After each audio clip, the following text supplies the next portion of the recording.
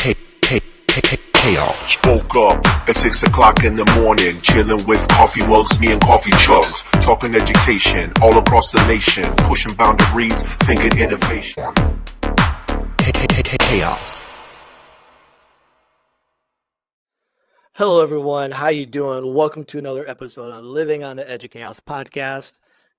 Man, I am so jacked for this conversation. I'm here with someone that is not only a friend. I would really excited. I was thinking about, man, how do I introduce my guest? And she's not just a friend. She's also been a huge mentor to me. I was trying to think through actually how we all came together. It's been we've our paths have crossed so many times, and I'm already getting ahead of myself of a conversation.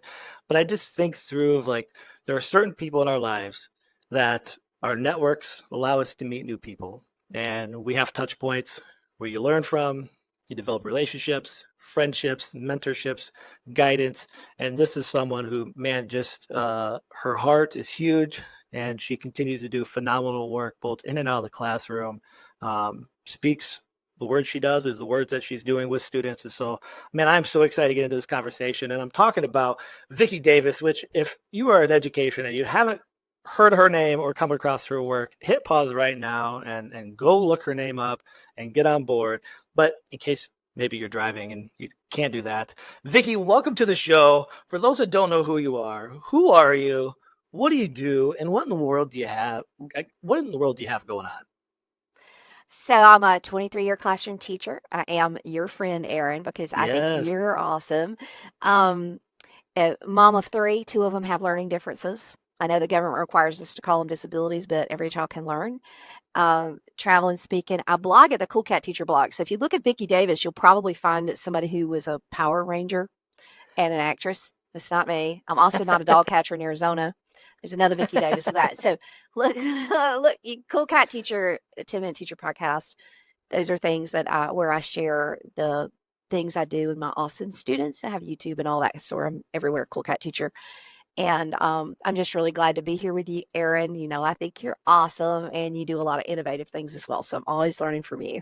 Yeah, this is so great. And it was, I think one of I have so many favorite moments of learning from you, whether that's been way back when people are trying to figure out how to connect globally when it wasn't as easy as it was today, thinking through just how you got into like your blog. I remember like learning about Michael Hyatt and that press and trying to figure out how to make my blog better.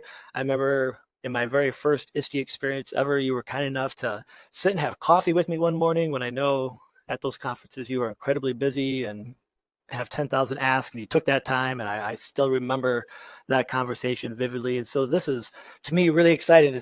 We're not in person, but it's kind of like a virtual coffee shop conversation here. And so those listening, what you can't see on the screen is Vicki was nice enough to indulge me in one of my experimental ideas here, where I had her put together some ideas on 4 categories of topics. And so I'll run through the topics kind of quickly here so you have a sense of what's going to happen. And then we've got this set up in a way for these ideas are going to randomly pop up on the screen, and Vicki's going to be able to share her genius and her insights. She has so many different avenues. Gosh, we could do a whole entire series, and that's where you go to her website to see all the stuff that she does.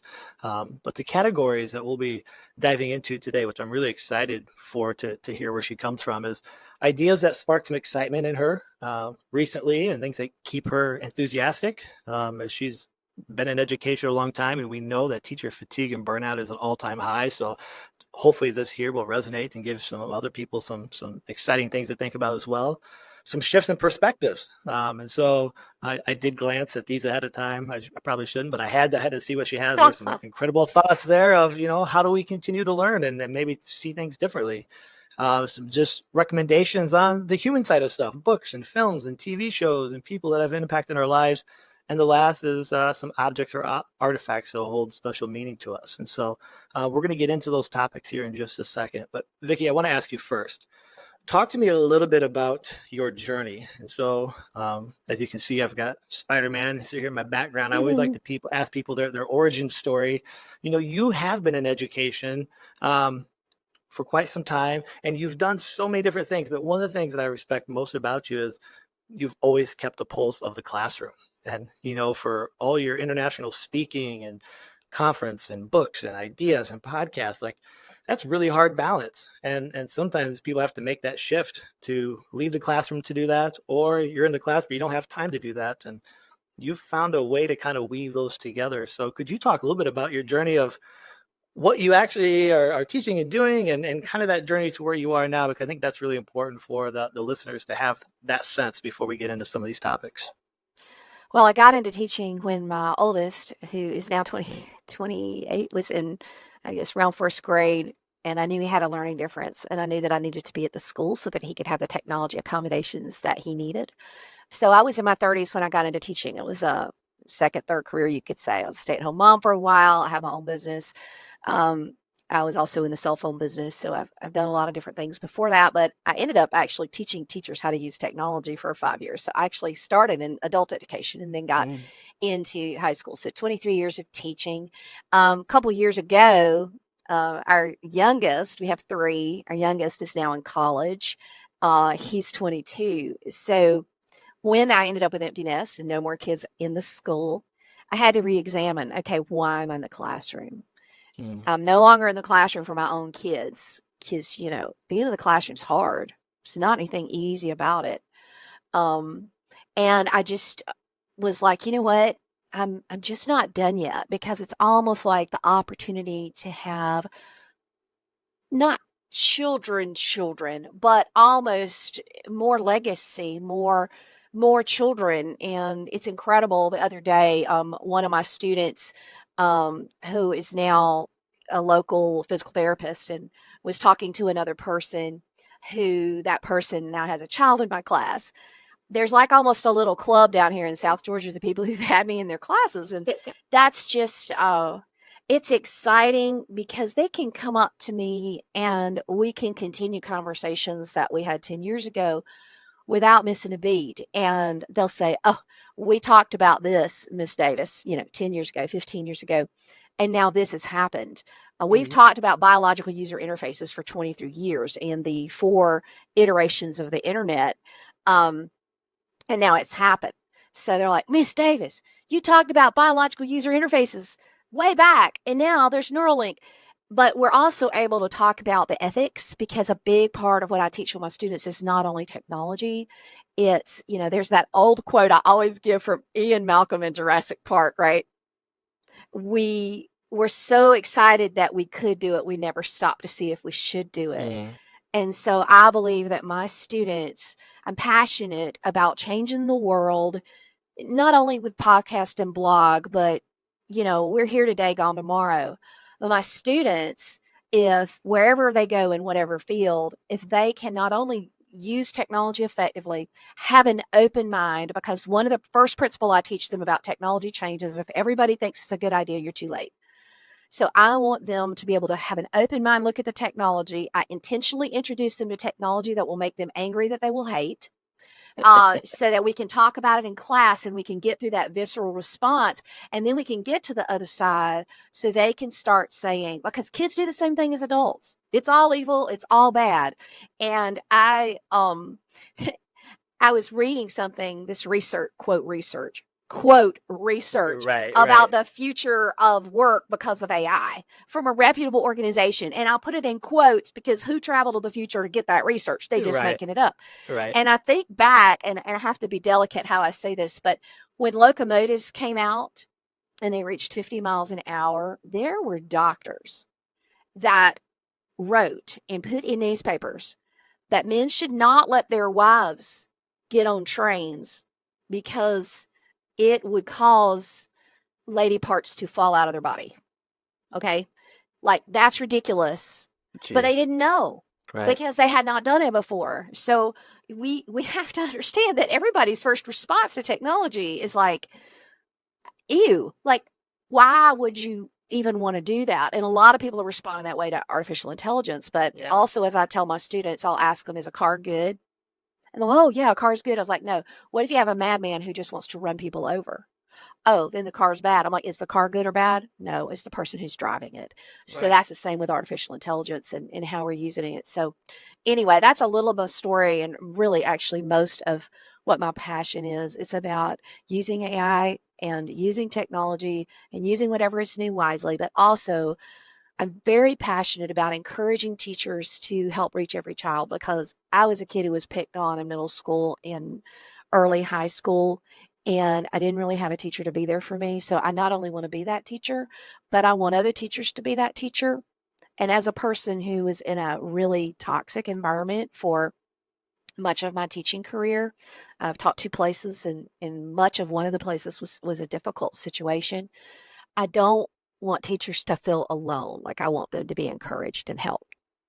Yeah, I love that. And I think that's one of the biggest things that I love about your work and your message and your words, whether that's through the podcast or your blog or having conversations or hearing the things you're doing in the classroom is, yeah, there's that tech piece where I feel like you are always one of those leading voices of trying to wrap our heads around what it means, but you've never lost sight of like the spirit of humanity at its core, and so bring everything back to, what's it mean to be a good person, and how are we gonna utilize and properly use the technology, whatever the technology might be. I mean, Mm-hmm. I was going back looking through notes and different things of how our past we utilize stuff, and I was like, man, we used to have a really good project, and it was like on wiki spaces. Well, you can't even access it I anymore. And know. I think I remember like bookmarking internet spaces using Dig, and I'm like, Yeah. oh my gosh, like now life is so much easier. But it's always that's what I've loved most about learning from you is, yeah, there are tools come and go, and there's ways we can figure out how to be more efficient and more productive, but it's really more about the mindset and the human element of whatever the latest piece is going to be, the latest iteration of emerging tech is, you know, how do we think about that in the Yeah. big picture? And it's about the craft of teaching. I mean, Mm, you're passionate about reaching kids, and we're artisans, yeah, and we are mentors.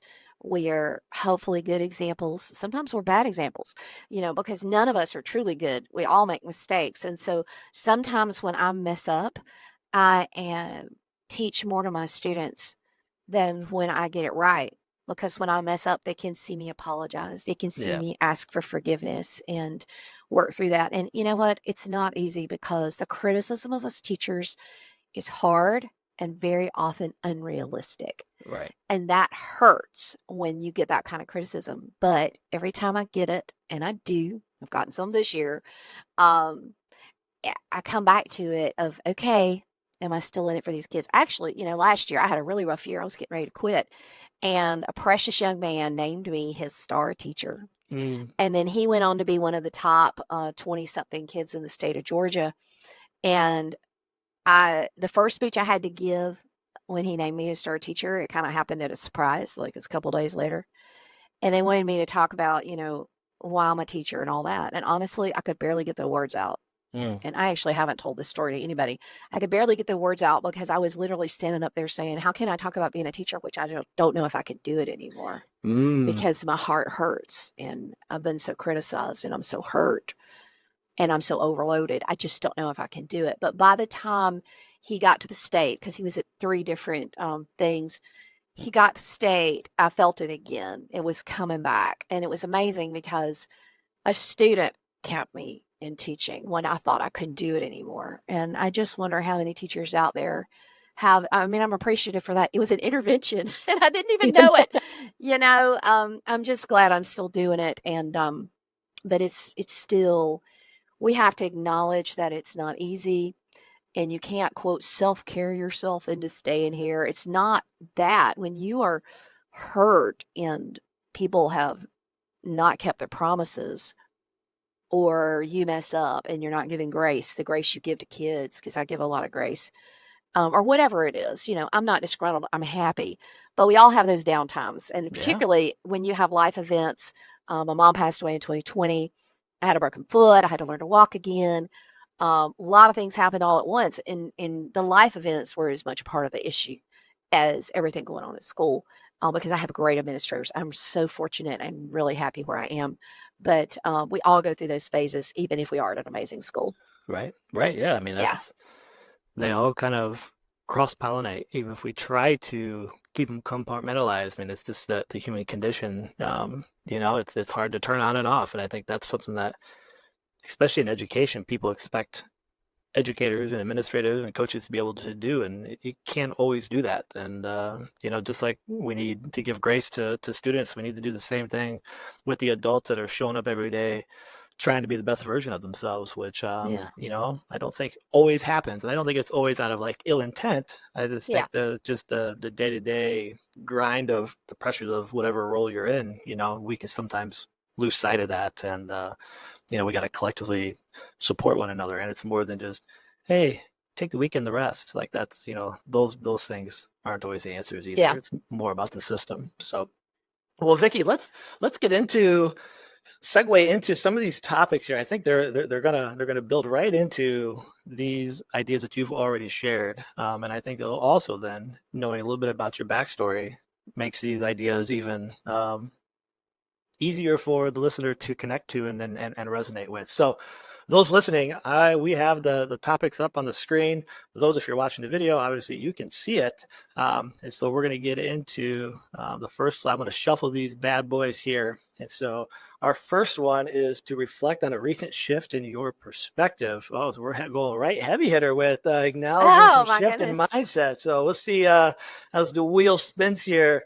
And so, this is the one I was hoping was going to show up at some point. It came right out of the gates. And yeah. so you have here, I've adjusted my thinking on cell phones and now think kids should be 17 to 18 to get them. So please indulge on this topic. Ooh, you're gonna get the juices flowing early.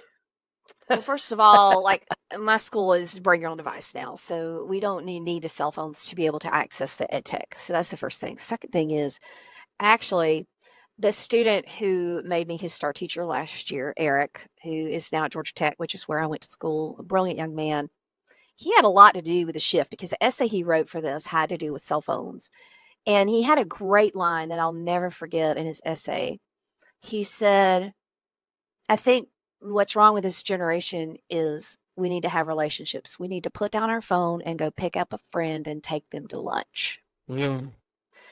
And if you look at the statistics on kids who get addicted, now we have to understand that, I'm a Christian, so I'll use the word disciple, but whatever our kids are immersed in is what is mentoring them, discipling them, teaching them, whatever word you want to use there. Okay. So if I read a certain book 15 minutes a day, it would shape me, right? Okay. If I read a certain book over and over 2 hours a day, it would define my life. Yeah. So when our kids, executive functioning is not fully developed in boys until upper 20s and girls probably lower 20s, right?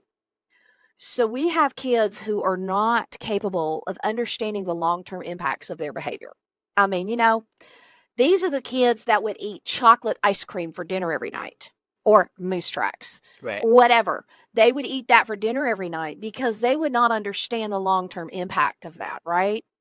So if they can't really know the time to go to bed, and that's a whole other issue that cell phones impact, because we know this is a sleep-deprived generation. This is a depressed generation. This is a lonely generation. And the kids that I teach that are the most successful academically, the most balanced emotionally, the healthiest physically, the highest achievers on the athletic field, and the highest achievers in the classroom, all don't get cell phones until they're juniors or seniors. Period. End of story. I've seen it happen too many times. If I had to do it again, I wouldn't give my kids a cell phone until they drove. Or I would give them a dumb phone that just flipped open and they could call me, because that, if you're giving it to them, because this is the thing, we are giving kids cell phones for what? For safety. We claim we're giving it to them for safety. And yet we're not putting any filters on those phones. I would say 99.9% of parents have not put filters on phones. I do not know what the stats are, but it's nobody. Right. And here's the thing that I have seen happen over and over. let's just pick on boys. A middle school boy is in the locker room and hears a word. He is embarrassed to ask his friends what that word means because they're going to make fun of him. He goes on his phone and he types in the word. And he is in 6th grade. And within a moment, because he is curious, because that's what 6th graders are, and they like gross stuff or whatever, he goes down a rabbit hole of porn or disgusting behavior or the worst of the world. And now he feels shame and he doesn't want to tell anybody. Mm. And it can be till he is in upper high school or college, or even in many cases, fully an adult, to say, I have been living in a mental hell for 10 years because of a word somebody said in middle school in the locker room that I looked up on my phone. Mhm. And I'm not naming names, but I am telling you that dozens and dozens of boys and some girls have talked later about this. And if you look at the statistics, I believe it's like 1/3 of people that are addicted to pornography are under the age of 15. Mm. So we want to know why our kids are functioning the way they are. Now you've got AI chatbots and quote AI girlfriends or Right. boyfriends. Yeah. And now you've got an epidemic of these kids thinking they have developing feelings for an AI chatbot. And those AI chatbots have no purpose except to addict them, right? Fully manipulative. If I had a friend who was manipulative, I would stop being friends with him. An AI chatbot is designed to manipulate you, and we are letting our middle schoolers, if we do not take back this generation, we are going to hate the results. It's awful, and it all goes back to, why are we giving 8-year-olds cell phones? Why are we giving 9-year-olds? Why are we giving unfettered? Because here's the thing. If somebody's sitting in one of your schools today, Aaron, and looks up something bad and finds it, that parent is coming after your school Right. because you have a bad filter. But that kid is turning off access through the filter at your school, and they are looking up that same trash on that phone that parent is providing them, that school has given access to at the school, and bringing that mess in. So I believe that the conversations around cell phones, and I've written posts on why we need cell phones in schools many years ago. That was before we had computers. That was before we had access. That was before just a lot of things. It was Right. really before data plans, honestly, because the kids were using the school Wi-Fi, so they were on the filter. It was really before a lot of great cell phone access. So I have completely, obviously, you can tell, shifted my Yeah. perspective, but a lot of it is actually from my students, as much as it is from my own observations. Right. I'm absolutely, and you know what? The results speak for themselves. When I look at the kids who have limited cell phone access, even if the parent has given them a phone and takes it away at 7 o'clock, or even if the parent has given them a phone, but that parent looks at everything they're doing, or has an app like Covenant Eyes that will tell you every single thing they're looking at, um, that is not just giving them unhindered access to the internet. Our kids, they're not outside playing. They're not outside. They're not reading. They're not some studying in some cases.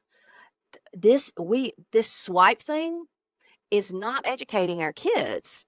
It's like turning them into Pavlov's dogs, and it scares the wits out of me. So I have answered long enough, Aaron, and I think that your listeners have gotten the point of my opinion.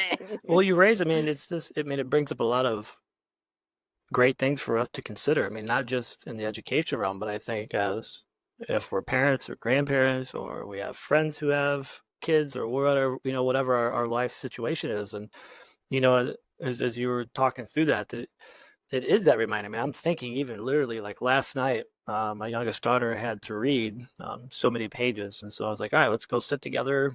I'll read with you. And we were both guilty of, you hear your phone buzz or whatever, and you feel compelled to check it. And, and I was looking at her, I'm like, you need to get your reading done. There's like that constant disruption. But within that time, like I found myself falling prey to the same kind of like distraction. And so I think, as much as it's the idea with kids, I mean, I think some of that comes into even as adults, we don't have the filters for ourselves as best we could to truly understand how to better support our students in these realms. And, as you were talking, it also resonates with Dwayne Matthews, is someone else that I really love hearing his ideas. And he talks about, we don't have a phone problem, but what he phrases it, and he's essentially saying the same thing as you. He talks about the idea it's what's on the phone. Like the phone itself, if all you put on there was productivity and actually like education type content, the phone is actually great. But when we start to put the social media apps and the texting, so it's essentially saying the same thing as you, but more of like how we're utilizing these different tools that are out there. And so it's a great thing for us. And actually, I just shared a podcast on privacy and thinking about that. If you're talking about the kids searching that word, it's not a one and done, because now the algorithms start to feed into, Yes. you're looking into that. And so now all of a sudden it Yes. starts scraping and bringing more of whatever the word, the topic, and you can't escape things, And it goes So, further and yeah, further and further to get you hooked. I mean, we know the old saying that the only two industries that call their customers users are drugs and drug dealers and technology companies. yeah, that's I haven't heard that like that. That one's It's brutal. It's kind of in your that's a gut face. punch. That's a gut punch. It Well, is. I mean, for me, I take a digital Sabbath every Sunday. I get off social media. In the first 2 to 3 years, I was addicted to Twitter when it first came out, and I had to acknowledge that. And one summer, my husband and I decided I would take 2 weeks and get off everything. And I literally gave my husband my phone because I was Yeah. so addicted. And I would come after him. I'm like, oh, I've got to share this. No, we agreed that you're going to break this addiction. I mean, I was in rehab for Twitter addiction, for Right. goodness sakes. And now, for me, I have to make myself get on social, which it's necessary in what I do to make myself get on social sometimes. But, I mean, who likes social anymore, honestly? Right. No, so good. All right. Well, let's bounce. Hey, here's this one. We'll move from that idea that maybe gives some of us some things to think about, to maybe look at our practices and go, ooh. And so we'll go to a more optimistic category here of recommending books, films, TV shows, and people. And so let's see what cues up here on the old spinneroo. So you've got the AI Dilemma YouTube video. So Yeah. we will put a link in the show notes for those that Sure. are listening to be able to access this. I have yet to watch it, so I Oh, refrained. Aaron, you haven't missed So out. I refrained. I want to hear it from you first. Yeah, I want to hear the Vicki Davis concept before I dove in. So Well, this is talk from to the me. guys who wrote The Social Dilemma. And while some of their views you may choose when you watch it to make up your own mind, because that's what you want from thought leaders, is to make you think, and then you make up your own mind as to the morals and ethics that Yeah. you will carry. However, when you read it, it helps you understand how AI is learning. So it's all hinging around text. Okay. When you can convert something to text, you can implement an AI tool on top of it. Okay. So there's obviously text first, which is the ChatGPT was really the breakthrough. Now you've got Google Bard, which is now turned into Gemini. You've got Claude. You've got Perplexity.ai, which is my favorite in the classroom. You have all these things. Mm-hmm. Okay, but now you have generative art. Well, the capability of generative art is the ability to, first of all, I have to catalog the data sets and create good descriptions of what the art is, so that the algorithm can learn, the AI can learn what's in this picture, right? It's actually pretty hard for AI to learn, but it is learning as it's turned into text. Well, we then learn how to prompt to create things. And so descriptive text is more important than ever. I think anyone who's teaching descriptive text, idioms, any of those things should be using the generative art built into Adobe Express or Adobe Photoshop or Canva or DALL-E, which is built into Microsoft Copilot. Used to be Bing, now it's called Microsoft Copilot. You can tell by the names changing, how important it is. Well, Right. now there's music. Okay, now it's pretty clunky, but you can go in and you can do some experiments with Google Music. Okay, but let's fast forward until to the brain stuff. So they put people in an MRI machine. They show them a picture of a bunny rabbit. They see what parts of the brains is lit up. They do this on 500, 1,000 people, and then they start determining the common patterns of what that the electrical movements in the brain look like to create a bunny rabbit. Or same with text, right? You hear text or you hear music. All three of those have been experiments that are going on in the neurology space, right? And so you show it to enough people in MRI, you determine what part of the brain lights up. And then, so basically what they're doing is they're taking brain patterns and turning them into text. Okay, that's what they're doing. Now, massive ethical issues. We talk about it for days in my ninth grade class with because I personally believe that everyone's thoughts, you have a right to the privacy of your thoughts, and that we need to be really, really careful about this sort of thing. Yes. Because humans like to dominate one another, and communist countries, for example, it breaks my heart what's about to be happening to their people. But if you can watch this video and you can start understanding the overall 30,000 foot view of how AI works, how training data works, how bias works in these systems, it helps you better understand what is happening without having this total meltdown, freak out, whatever response that a lot of people are having. Because here's the thing, that if a tiny stream is diverted, when it's a tiny stream, when it becomes a rushing river, the rushing river runs in that path. So AI, although it seems like a barrage, is a tiny stream compared to where it will be. Yeah. And there's so many issues. Autonomous weapons is one of them. I believe autonomous weapons should be illegal, but there are many countries who have it. An autonomous weapon is basically like a drone that you could show a picture of someone's face and send them after a person and say, don't come back till you kill it. Right. And there's no human intervention in that, no human decision making besides just picking the target. And we should be scared of that. Technology should not have the right to take a human life, because we as humans are accountable for AI. And the humans that create AI, you can say it makes a decision, but you are accountable for that decision. There is no passing off accountability to an AI tool, because it is a tool and you are a human. And so I'm passionate about helping people. Do not call any AI object a he or a she. I'm going to spell it. If you have an Alexa device from Amazon, it's not a she. It's an it. Yeah. So these are the things that we have got to, whether you understand AI or not, whether you care about AI or not, you should care about the ethics around AI, because all of us are shaping the conversation.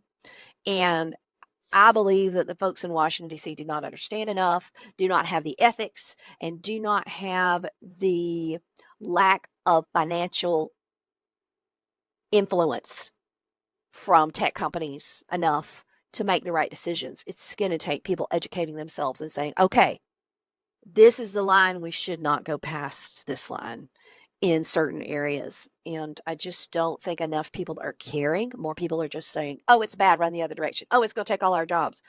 That's not the way. And when you have technology change, as you study the Industrial Revolution, as you study the technology revolution, there's victims and victors. That's it. That's it. And there's great ways to use it. You and I are both using it by using this recording system that we're using now. Right. But there's also pure evil ways to use this technology. And if we don't divert the little stream soon, then don't complain about the river in next year. Yeah. So I'm curious, as a follow-up to that, I'm thinking about like the AI PDs I've been asked to do, which I love having the conversations because for me, I see it as an opportunity to reflect back on the things we've glossed over on the human side of education, but humanity at large. And so it allows us to bring back some of these topics that maybe we've kind of just kind of pushed to the side as we all get busy. And as you're talking about the bigger picture and helping people understand that, which I think is so vital, I'm also like then thinking about the request I get where it's like, help us learn AI, but then also give us tools, right? And I try to avoid like the tool talk of like, hey, here's 10 tools to make your life easier. And I call it like the Jevons paradox where we don't want to like, because we have something that could help us do some work better. We don't want to like ram up the work that isn't the greatest, right? Like we don't need more rote memorization and we don't need more like digital worksheets, but we could leverage AI to do some of the things that have been really hard to do, exemplars and figure out station rotation to build more time for the human connection in the classroom. My question to you is, as I'm thinking through that, and you're thinking about that 30,000 foot view, because you are in the classroom and you also speak to a larger audience, how do you weave that in there? Because one of the things that, as I go in and I'm working with educators and districts, there's the fear of panic of cheating. There's maybe a fear of AI. And you try to give them a little bit of understanding of just kind of how it works, but then you give them some practice. But PD is always so short, and there's not always a lot of time for like continual learning. You know, how do you have that conversation? Because I'm sitting here thinking like, man, this would be awesome just to go and have a PD and we watch this video to gain a bigger understanding before we dive in and say, hey, here's a tool that will help you do this, and here's a tool to help you do that. Because while that's great, we also need to have the ramifications of the other elements too. And it's just not enough time for all that. Time is always, I know, the conundrum of all things in education. But well, and I'm not sure everybody can handle or process what it says in that video, but I mean, sure. People can look it up if they want to. So Alana Winnick, who does the Generative Age podcast, she always says something that I always like to quote, which is, it has to be about the process, not the product. So I've worked with our writing department, and we've moved the process of writing into the classroom. So if you're drafting in the classroom. And so basically she has like, it's called a Kanban board, but most people probably wouldn't. It would be like a sticky note thing with notes at the top, and it says drafting, and then it says outlining, and then it says, like, or research, and then outlining, and this, and this. So there's a tool right now that you can write your paper. You can send it through the tool, and it's going to find the citations for what you already said. That AI tool, that's pure evil. That needs to be gone. That is I think it's called Sourcely. I can't believe I just told people what it was. Maybe you should edit that out. Anyway, absolutely horrible idea, because where does research come? Research comes at the beginning. So what she has them do is they're doing research. So their little name is in the post-it note column. It says research. And they research and they pick out their multiple sources. They turn in their sources at that point, and then they move to drafting/outlining. So they move to the outlining stage. They create their outline. And each of these stages has to be. And then the other thing is she always includes questions about relating it to their personal life. So each of those stages is happening in the classroom. Now, kids will sometimes come to her and say, how similar does my paper need to be to my outline? And she's like, you wrote it. If you want to create a new outline, you can, but you have to be able to speak to and justify what you have put, in that outline. So she is shepherding the process. Now they'll push her. They'll push. They'll not want to. They'll want to skip, and you can really see when the temptation to use AI comes in. But she is part of that process, and the professors I've talked to who to do this also bring that process into the classroom. So they're actually in groups. They're talking about the topic of the paper. They're talking about the research. So that process has to come into the classroom. And this is especially for math, because photo math has completely put every math teacher on the hot seat. So parents are buying subscriptions to PhotoMath to check their kids' math problems. And I had a whole discussion with my 8th graders about the ethical use of PhotoMath. PhotoMath will take a picture and then it will work the problem out and give them the answer. Well, I believe that during the pandemic that we had a whole bunch of kids not doing their math problems, turning in their PhotoMath answers. So they missed that year or two. And plus, half the time people weren't given zeros. So it's questionable if they learned anything. So now they're in math and there's these big gaps. So, for example, if you don't know fractions, you can't learn algebra. Right. You can't. You got to go back and learn the fractions. In fact, I know this because, we all have different quality teachers. When I got into algebra, we figured out that most of my problems was fractions. So I went back through this old book that I think still exists called Fortified Fractions. I worked through that whole thing and I am rock solid on fractions. Never forget it, right? We had to do that because I had a knowledge gap that had to be filled. Well, where are we stopping and going back to reteach?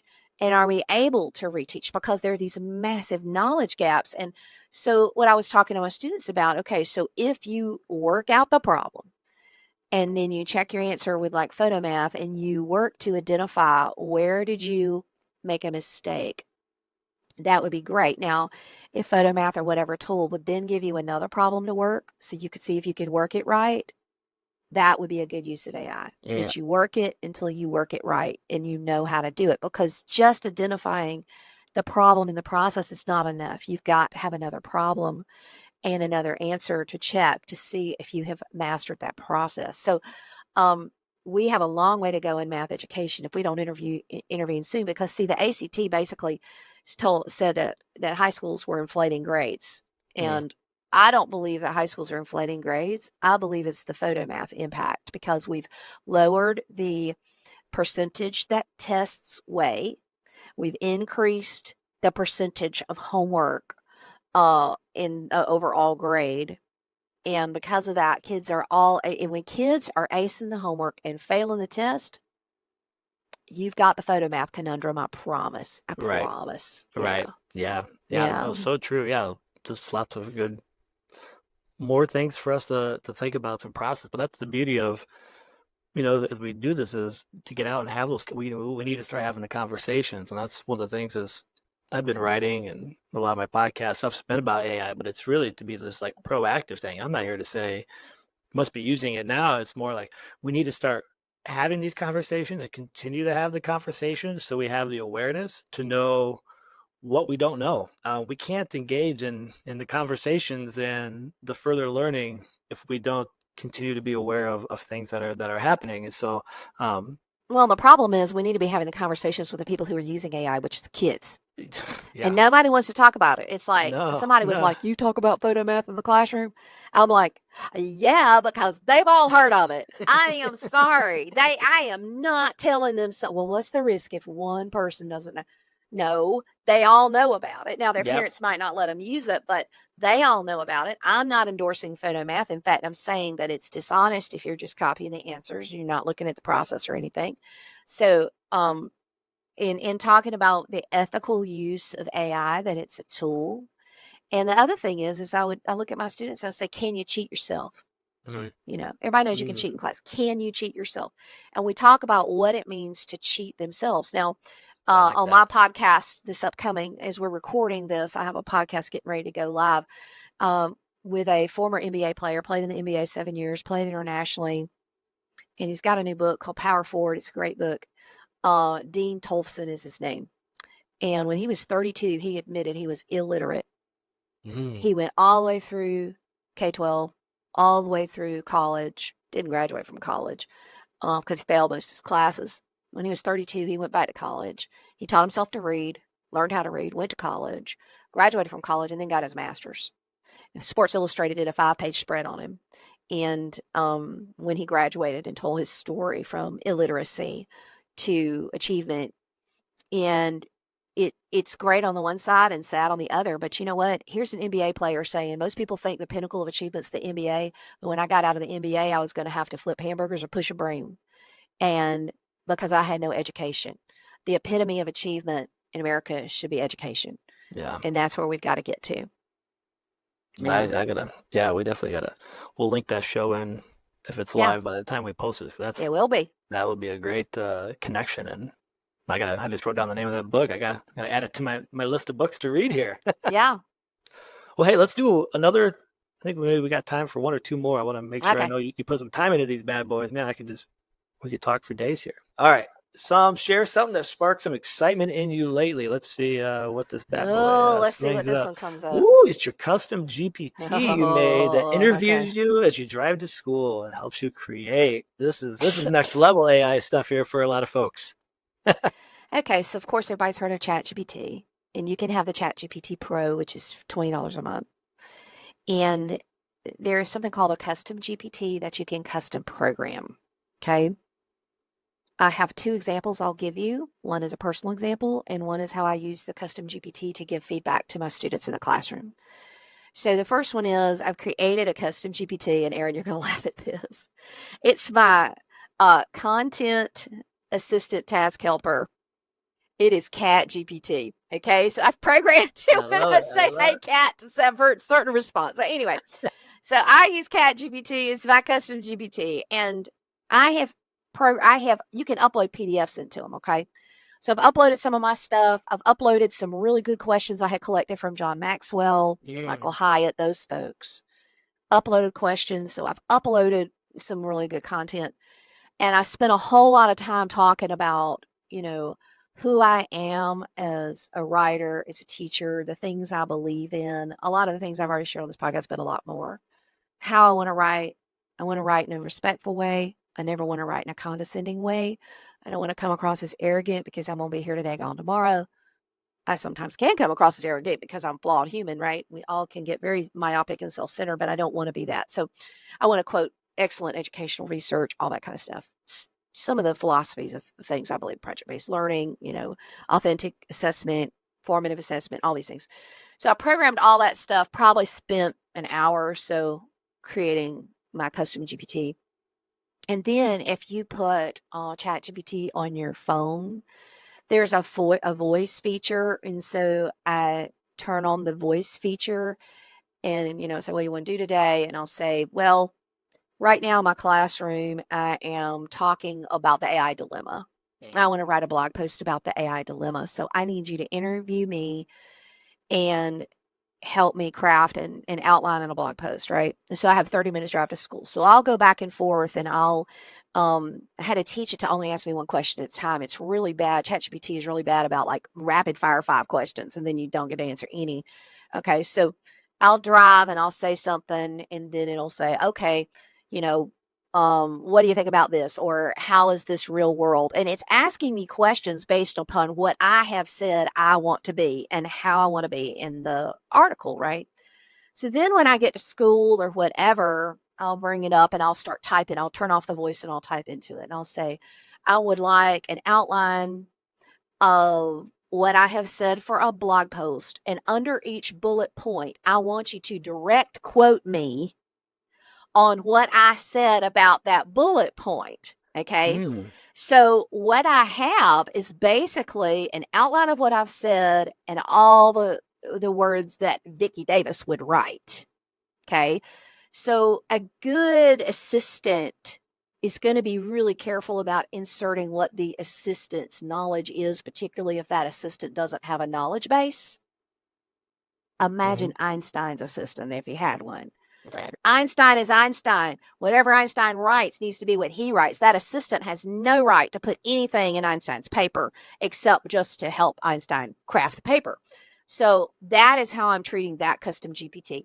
I made another one. I have a travel project for my 8th grade where they can travel anywhere in the world and they have to create a spreadsheet with expenses. But I could only help, although I've traveled a decent amount, I can only help kids with where I've gone. So I created a custom GPT to call their travel assistant that I could pass around the room and they could talk to and say, I want to go to Sri Lanka.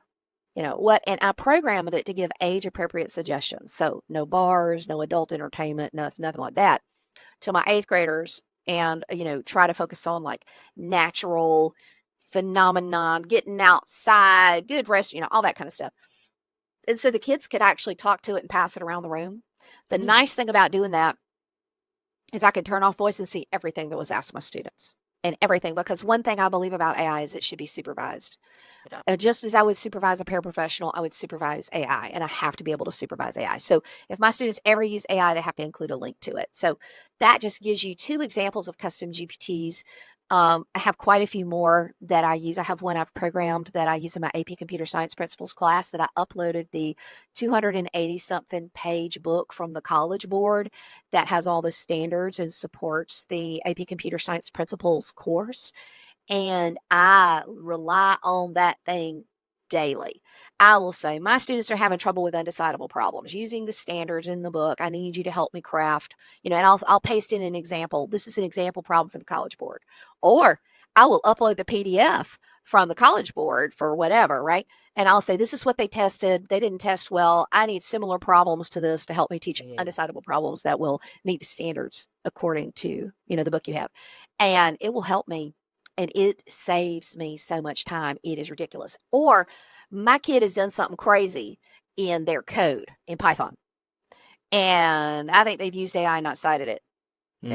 It'll help me. I can say, explain every single line of code in pseudocode, AP Computer Science Principles, aligned pseudocode, and, all that kind of stuff. I can even tell it to run it now. So it's crazy. Right.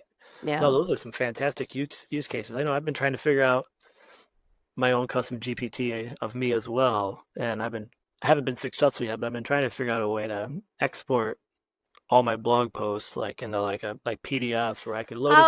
I tried that. I actually put a thing on my blog that would do that for me, and it didn't work. Yeah, I've spent too many hours trying to figure it out, and there's a new little piece that will let you. It's an add-in that will let it read the web. Well, hey, I want to be respectful of your time, man. I will, for those listening, I will link in the show notes, man. We have so many other incredible topics, but this would probably be like a 6-hour podcast for us to get through. But I do want to be respectful to you. Are there any other topics? I mean, I know they all hold near and dear to your heart. That's why you put them on there. But any that you want to make sure you get some time to speak to? I just think the most important thing is the craft of teaching is important. Tools change. The relationship with our kids doesn't. The need for great teachers doesn't. We need to get back to what makes us human, to be respectful to each other, to be respectful to our colleagues, to understand that there's more than one right way to do things. Just because a teacher teaches differently than you doesn't mean they're a, quote, bad teacher. We've just got to, we're all learning how to be human again, I think. Yeah. And you know what? We should go there, because if we've learned anything from 2020, and sometimes I scratch my head and think we didn't learn a doggone thing when we all got sent home, right? It's that people matter. Like when I am on my deathbed, I am not going to be on my computer on Blue Sky or Twitter or tweet, or I could care less. Like, because everybody, you might trend for a second and everybody moves on. It will be the people that I love that will be around me. And so when your precious daughter is reading to you, a lot of families are investing in lockbox devices to lock because you've also got the privacy issue of all these apps, particularly TikTok, listening to us and uploading all of our conversations to these companies who can't be trusted with our voice conversations.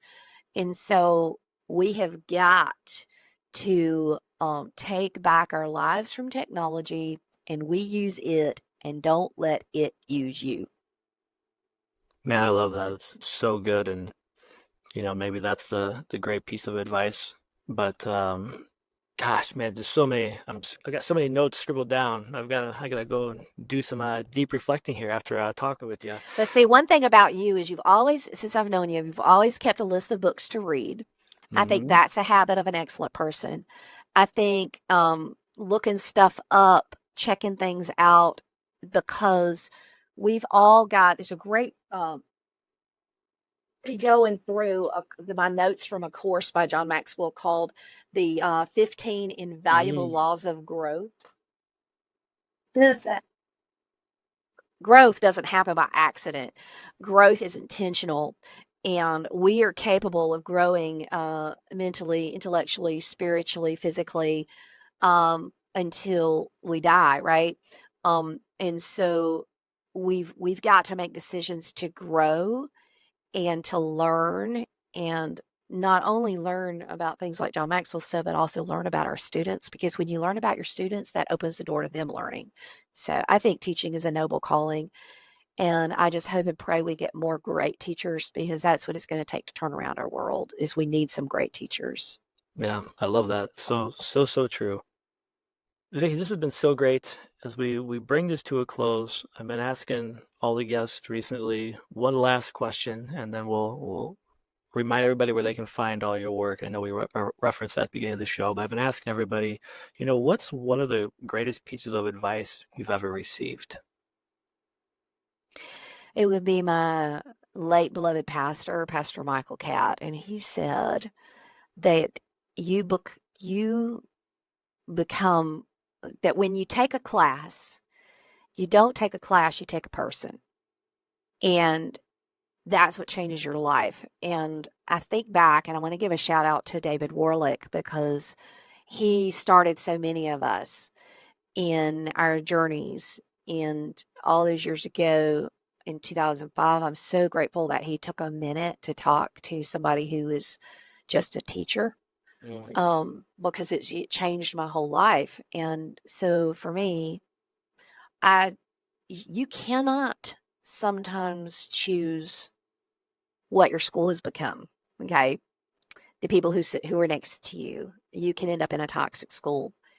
You cannot always choose how people around you are behaving, your students or your family.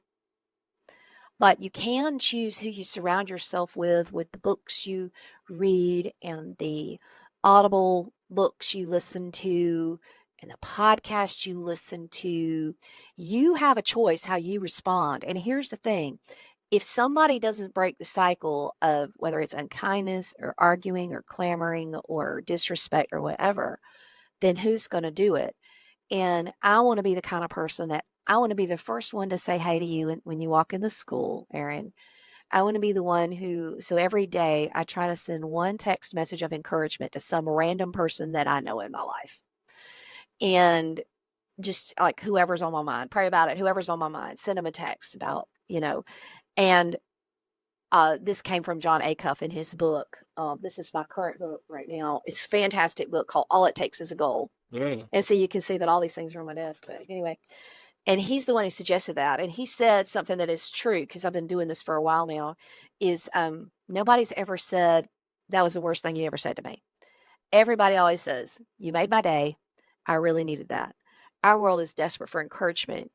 And I want to be that kind of person that I will never be a perfect person, but I can be a person that is loving and kind and makes decisions, and through prayer and all the things, I want to give people better than they deserve. This is not about giving anybody what they deserve, this is about giving people better than they deserve, because I want grace and I want kindness given back to me. And when we start, my mama always said, and she of course died in 2020, that Vicki, when you are in the hardest moments of your life, find somebody to help.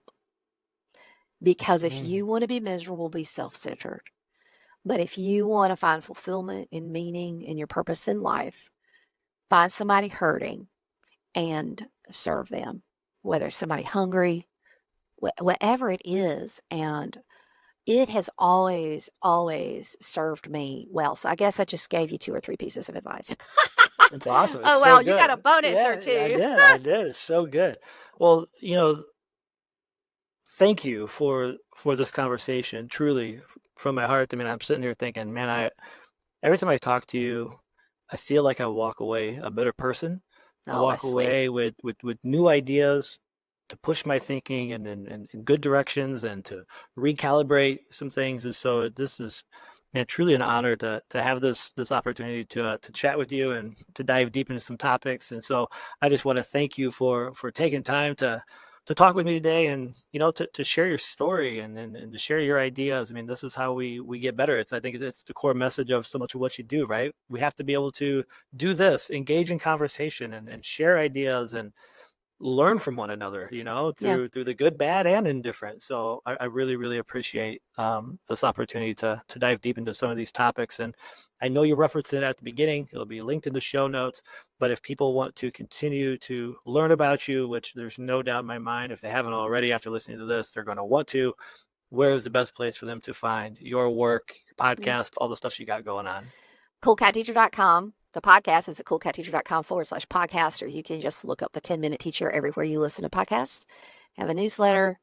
I'm at Cool Cat Teacher everywhere. So, yeah.